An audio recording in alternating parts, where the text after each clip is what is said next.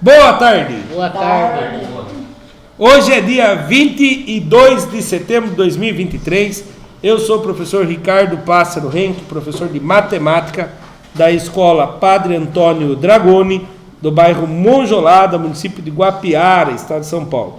Estou aqui com meus alunos do 9º ano do ensino fundamental dos anos finais, e os alunos que estão presentes hoje são eles: a Júlia, o Cauã, o Luiz, a Ana, o Igor, o Matheus, a Vitória, a Evelyn, o Micael, o Eric, o Enzo e a Ana Júlia. Os demais alunos, por um motivo ou outro, estão faltando, porém toda a aula fica gravada e postada no canal do youtube.com/Ricardo Henke, onde quando o aluno falta, ele deve assistir e colocar as atividades em dia.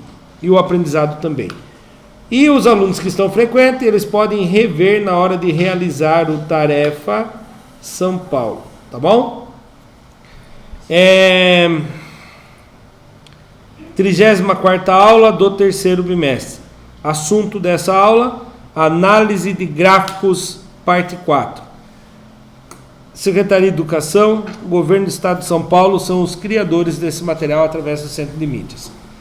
Conteúdo: gráficos estatísticos, leitura e interpretação. Objetivos: verificar elementos fundamentais em gráficos estatísticos e identificar alguns que possam induzir à falta de interpretação ou ao erro nos dados apresentados em uma pesquisa. Resolver situações problema envolvendo a interpretação de dados expressos em gráficos. Então lá, para começar, o gráfico a seguir mostra uma pesquisa de intenção de votos entre dois candidatos para serem líderes do 9º ano B. Há elementos que induzam algum erro de leitura desse gráfico? Vocês acham que sim? Acho que não. Tem alguma coisa que faz induzir o erro na hora de ler esse gráfico? Vou dar dica para vocês. Tem um. A cor ali, professor? A cor? Não. O título está aqui, intenção de votos. A fonte? A fonte, dados fictícios. Não, começa do zero. Ah, isso! Tinha que começar da origem. Porque a hora que eu leio, isso, da origem é o zero. Porque a hora que eu olho aqui, olha o que dá a impressão. Bom, candidato 2. 1, 2, 3, 4. Ele tem 4 degraus aqui. Candidato 1. 1, 2, 3, 4, 5, 6, 7, 8. Nossa senhora, é o dobro. Mas na realidade não é o dobro nada, né? Porque se ele fosse até o zero, os dois sairiam lá de baixo. E aí não daria o dobro nunca. Certo? Porque olha, você vê, 60 é o dobro de 40? Não é. Só que do jeito que eles colocaram aqui, pode ter usado má intenção, para dar a impressão que a eleição já está ganha pelo candidato 1. Tá? Acontece muito isso. Para poder iludir as pessoas fazem erros no gráficos. Eles falam bem assim, quem não erra? Né? Que nem o Luiz falou ali, é verdade. Tá? Então, existem erros que podem ser ilusões, para poder iludir a pessoa que o outro candidato está o dobro na frente. Não está o dobro, porque faltou a parte de baixo do gráfico aí. Muito bem observado.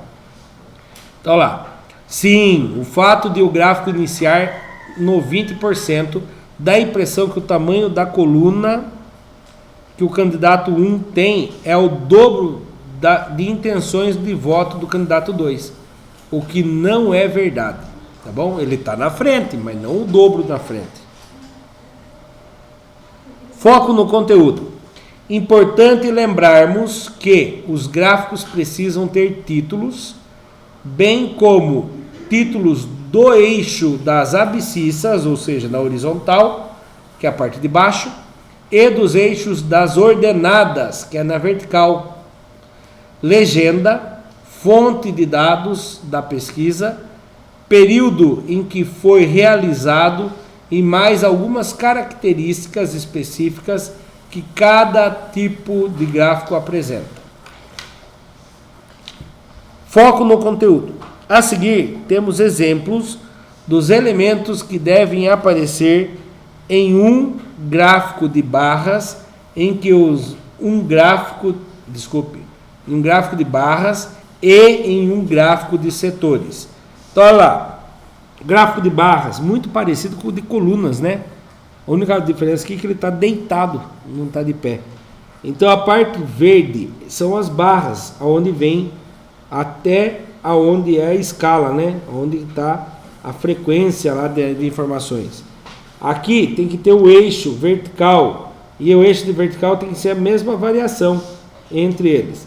E tem que ter o eixo horizontal, que é as escalas. Por exemplo, se aqui for 20 e ele estiver andando de 30 em 10, aqui seria o 30, aqui o 40 e assim por diante, tá? Tem que estar na mesma escala. O que mostra o cinza aqui? O cinza é o tamanho de acordo com a intensidade em cada variação. O cor-de-rosinha aqui, ele fala que todos têm que ter a mesma largura. Foi ontem que eu falei para vocês, né? Um candidato, o outro candidato. Dá a impressão que esse candidato ganhou, onde na verdade, por pouca coisa, o candidato B ganhou, né? Então, para não acontecer isso, a gente coloca gráficos, as barras das mesma largura, né? E a distância entre eles também, para poder ficar visual. Já pensou, senão fica tudo lá assim,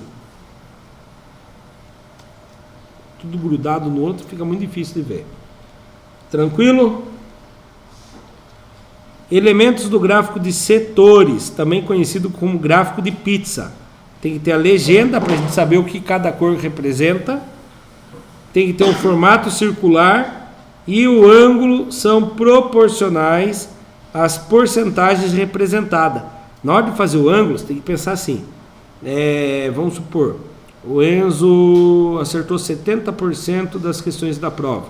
Na hora de fazer esse gráfico aqui, eu vou ter que pensar quantos graus dá 70%. Eu tenho que fazer 70% de 360 graus, porque o gráfico tem, o círculo tem 360 graus. Aí eu faço 0,7 vezes 360. Aí se pega a calculadora, bonitinha, tá? Não vai fazendo na coxa lá. 0,7 vezes 360. Então ele vai fazer um ângulo de 252 graus para representar os acertos. E o que restou são os erros. Certo?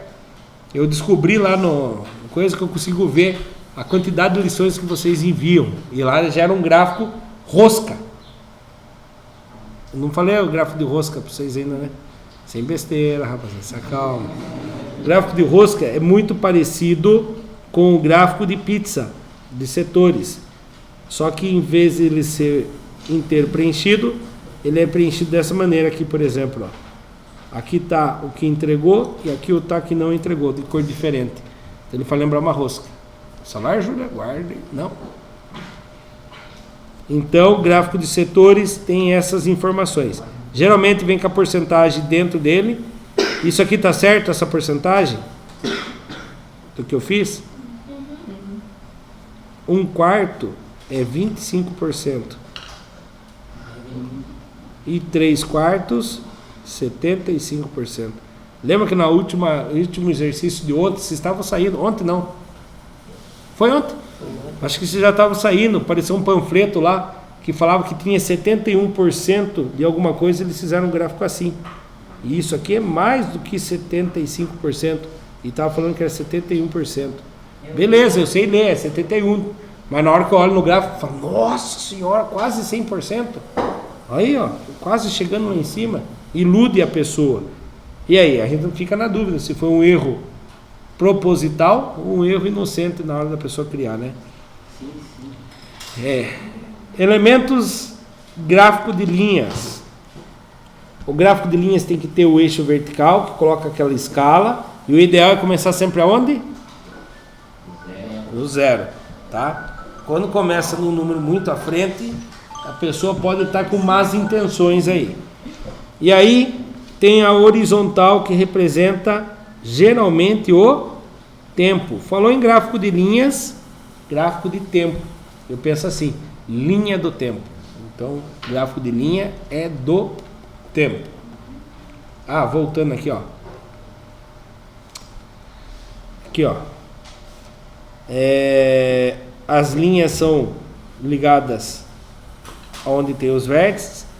O espaço entre elas tem que ser sempre proporcional ao período de tempo. Por exemplo, se eu estou aqui no 10 segundos, aqui é 20 segundos, então aqui não vai ser 40, aqui vai ser 30, tem que variar sempre na mesma proporção. E o cinza é a intensidade, ou seja, a altura de acordo com o eixo da vertical, que seria a escala. Foco no conteúdo. Lembre-se de algumas dicas. São algumas dicas lá. Número 1.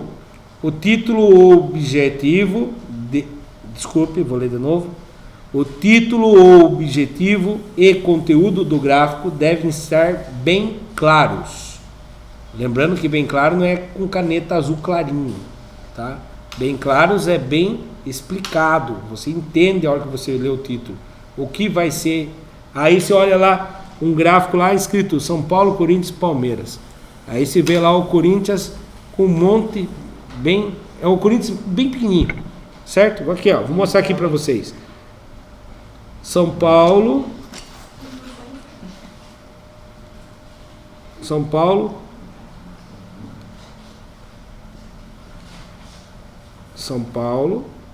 Corinthians, Santos. Ai, meu Deus, o Palmeiras seria assim, mais ou menos. Você é louco. Calma. Palmeiras, Melhor que o Corinthians. São Paulo. Tá. São Paulo, Santos, Corinthians e Palmeiras. Então aqui, ó. São Paulo. O Santos não é assim, não. É aqui. Santos, Corinthians e Palmeiras. Tá. Não tem título. Vocês não entenderam o que é. Vocês estão achando que é torcida, né? Não é. Títulos mundiais. O São Paulo tem 3. O Santos tem quantos? O Santos tem quantos? 3. O Santos tem 3 ou 2? 2. Um pouco menos que o São Paulo. Corinthians tem 2 também. E o Palmeiras tem 1. Certo? Então, se olha assim, se fala, nossa, nunca que o São Paulo tem a maior torcida. Tem que ver o título. Palmeiras está errada, Daí eu tenho que arrumar também. Eu tenho que tirar aquele de verão do Corinthians também. Daí não dá. Então, ou considero os dois do Corinthians. Vai, né? então, considere o Corinthians. Um só, então vamos lá. São Paulo tem 3. Ô, droga. Boa. São Paulo tem 3. Corinthians tem 1. Santos tem 2. Ainda não. O Corinthians. Não dá. Não vou fazer aqui. Vocês querem zoar o Palmeiras? Não, o Palmeiras tem 1, o Santos tem 3, o Santos tem 2, o Corinthians tem 2, São Paulo tem 3 por milagre, nunca mais vai conseguir, né? Que a fase que está ultimamente. Né? Nunca diga nunca. Acho que já não vou confiar muito antes da hora, não. Continuando. Fonte dos dados que deve estar explícita. Fonte daquele gráfico nosso lá, fonte a FIFA, porque a FIFA reconheceu tanto a do Corinthians quanto do Palmeiras. Então, Palmeiras tem 1, Corinthians tem 2. Eu fui pesquisar a FIFA há uns 10 anos atrás, não sei se a FIFA mudou de ideia. Eu acho que mudou de Uns 2 anos atrás eu pesquisei, o título do Palmeiras era reconhecido pela FIFA. faz título sul-americano, então. Continuando. As informações... Corinthians. Não vamos, senão não vamos ficar discutindo aqui. As informações devem ser de uma fonte confiável. FIFA há 2 anos atrás. Ih, não é muito confiável, vai que mudaram de lá para cá. Né? Vai que lá chegaram lá, desconsideraram até os 3 do São Paulo. Daí nós estamos lascados, melhor não pesquisar. Né? Há 2 do São Paulo, né? O São Paulo 1 foi na época que a FIFA organizou. Os outros 2 não era ela que organizava, mas tinha a bandeira da FIFA. Então ela estava lá também.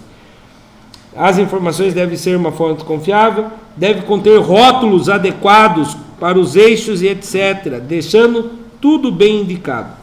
Os eixos devem começar da origem, do zero. Isso aqui nós percebemos, né? A Vitória até comentou que logo no começo tinha um lá falando que tinha começado do zero, começava do 20, daí engana os outros mesmo. As escalas dos eixos devem ser constantes, aquilo lá está variando de 5 em 5, eu não posso fazer de 0, 5, do 5 vai para o 20, não dá, tá? Tem que ser constantes. Atividade 1. O gráfico a seguir mostra o índice nacional de preços ao consumidor amplo, famoso IPCA, entre janeiro de 2022 e maio de 2023. Então preste bem atenção. O gráfico a seguir mostra o Índice Nacional de Preços ao Consumidor Amplo, IPCA. Qual foi o ano que apresentou o maior IPCA? Quanto foi o seu valor? O ano foi 2022. O ano foi 2022. Muito bem. É aqui, né? É isso? O maior foi em 2022. Só que eles poderiam deixar mais bonitinho para nós, né? Em quando foi? Março de 2022. Quanto foi o seu valor? 1,62. Muito bem. Segunda pergunta. Qual foi o período com maior queda em relação ao período anterior? Qual foi o valor dessa queda? Quando? Agosto de 2022? Acho que é julho, né? De junho para julho foi a maior queda. Mas, Enzo, eu não vi você fazendo cálculo nenhum. Não precisa fazer cálculo para descobrir a maior queda. Como que se descobre a maior queda? Qual a linha está mais inclinada? Aí você fala assim, nossa, que é verdade. Imagina uma ribanceira que você vai descer com a bicicleta. Qual que você fala, nossa, aquela ali, com a hora que eu for descer, eu morro. É essa aqui, imagina, pum, morreu. Né? Então ele teve uma queda muito grande. Agora, para eu descobrir qual foi o valor dessa queda, como que eu descubro o valor de uma queda? Repararam que aqui o eixo zero está aqui, ó? O de cima menos O maior menos o menor. Sempre para descobrir a distância de uma coisa é o maior menos o menor. Certo? Então, mas preste bem atenção. Vai dar um resultado falso aqui. Mas tudo bem. Vamos lá. Quem é o maior? Eu vou fazer assim. Como que eu posso falar para vocês? O maior é o positivo. Certo? Então 0,67 menos, vou fazer em outro lugar aqui para ficar melhor. 0,67 é o maior, menos o menor. Quem é o menor? Menos 0,68. Menos com menos, mais. Então 0,67 mais 0,68. 7 que tira 4. Não, 7 que tira não, é somando, né? 7 mais 4? 15. Subiu 1. 6 mais 6 mais 1? 13. Ficou 3, sobe o 1. 1 mais 0 mais 0? 1. Oi? 8? Então a resposta certa é 15. A resposta é 15. Nossa senhora, desculpe. 7 mais 8, 15. Graças a Deus alguém respondeu certo, né? 7 mais 8, 15. Subiu 1. 6 mais 6, 1 com mais 1. Nossa senhora. 6 mais 6, 12. Com mais 1, 13. Subiu 1. 1 mais 0 mais 0, 1. Então qual foi a queda? A queda foi de 1,35. Ou seja, teve uma queda de 1,35. O negativo quer dizer queda. E o positivo quer dizer subida. Tá bom? Então olha bem para você ver. Quando você tem isso, tem que fazer o maior número menos o menor número. E aí, quando ele está indo da esquerda para a direita, a gente percebeu que ele foi uma queda. Se fosse o contrário, ele saísse do menos 0,68 negativo e subisse para lá, ia ser a mesma conta, só que o resultado ia ser positivo, porque foi um aumento. Tranquilo? Olha lá. Março de 2022 com 1,62%. Qual foi o período com maior queda em relação ao período anterior? Aí foi a conta lá que nós fizemos e deu em julho de 2022 com 1,35%. Tranquilo? Próximo, atividade 2. Ainda no mesmo gráfico aqui, ó. Em que período o índice apresentou o valor mais baixo? E qual foi o valor? Menos 0,68 e foi em julho de 2022. D. O que você entende sobre o fato de alguns valores estarem negativos? Qual é o significado? Vale menos. Tá pra baixo do. Sabe o que aconteceu aqui? Ó, presta atenção. Imagine que aqui valia R$100.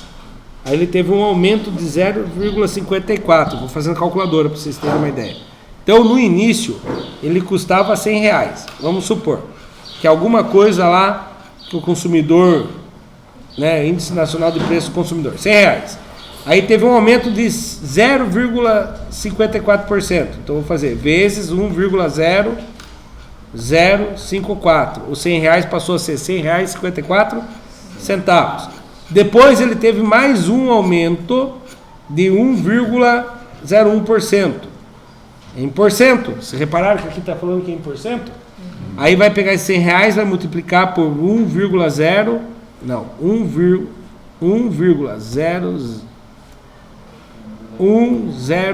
Lembrando, quando você vai fazer o juro simples, é 1 mais aquele valor, para poder ver quanto que aumentou. Aí foi para R$101,55. Aí depois teve de novo aumento, 1,0162. Foi para aquele valor. Aí depois ele caiu. Ah, não, esquece. Aqui é a porcentagem, é isso mesmo. Ele deu uma queda, mas mesmo assim ele multiplicou aquele valor. Então, é em relação ao mês anterior, quantos por cento? E aí quando ele ficou abaixo do que ele era, ele fica negativo. Tá? Eu confundi essa parte, que é o exercício que eu falei que vai confundir depois. Olha lá. Resposta. Julho 2022 com 0,68 negativo. Resposta pessoal. Mas os valores negativos significam que o IPCA teve uma redução de preço em relação ao período anterior. Então vamos supor. Agora vou dar um exemplo mais claro. Quando ele tem 100% e R$100 e aumentou para 101, ele teve aumento ou diminuiu? Aumentou. E se ele voltar para 100%, R$100, diminuiu. E se ele cair para R$50, você é louco? Diminuiu pela metade, né? Teve uma queda de 50%. Tranquilo? Aplicando, para a gente terminar e ir para o recreio bem tranquilo. O gráfico a seguir foi construído com base em alguns dados do IBGE sobre o IPCA e foi divulgado num meio de comunicação. Há ou não algum elemento que induza a algum erro de leitura nesse gráfico? Faltou as informações da. Não sei se é vertical, não sei lá. Vamos terminar aí. Faça uma análise do gráfico ao lado, caso haja algum elemento que induza a algum erro que é de leitura, algum erro de leitura nesse gráfico, elabore-o de forma correta. Então lá. Ali a gente percebe o seguinte, o que é aquela linha de 4,5 atravessando ali? Né? E eu acho que faltou informação aqui, certo? Na horizontal. Olha, o 4,5 está acima do 4,3, tá certo. Vamos lá analisar junto aqui, ó. A proporção das colunas está errada. Só um minutinho, vamos terminar isso aqui. Causando, por exemplo, a percepção que em 2009 o aumento foi mais que o triplo do valor de 2010. Então, repare, verdade mesmo, ó. 4,3, ele subiu pouca coisa, mas dá a impressão que é mais do triplo. Dá a impressão que é 3 vezes o preço. Então, isso aqui é para quê? Iludir as pessoas, né? E aí, depois acaba acarretando nas outras. E não foi verdade, né?